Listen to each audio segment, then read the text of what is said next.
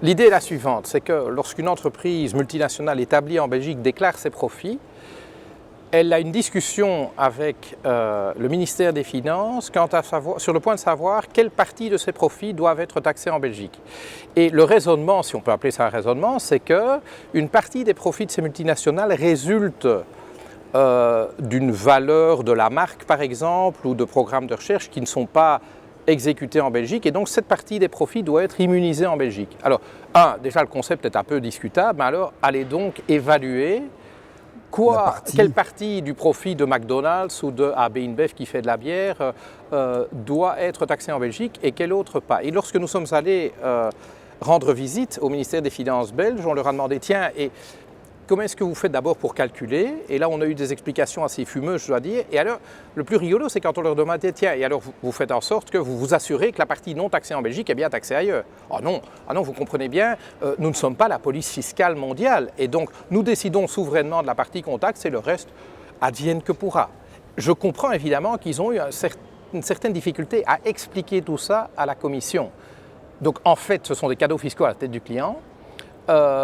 Qui sont très peu justifiables et donc c'est assez logique que ce régime a été condamné par la Commission européenne et la Belgique, donc aujourd'hui, le gouvernement actuel en tout cas, envisage d'aller en appel à la Cour européenne de justice pour éviter d'avoir à récupérer 700 millions de recettes fiscales. Au même moment où d'ailleurs, le même gouvernement dit on doit les couper dans la sécurité sociale. Il ne faut quand même pas se moquer du monde, quoi. Donc fondamentalement, ils se disent on peut ne pas toucher à cet argent, on va aller prendre l'argent dont on a besoin dans la Sécu. Il est intéressant aussi d'entendre l'argumentaire de la Fédération des entreprises de Belgique, le MEDEF belge.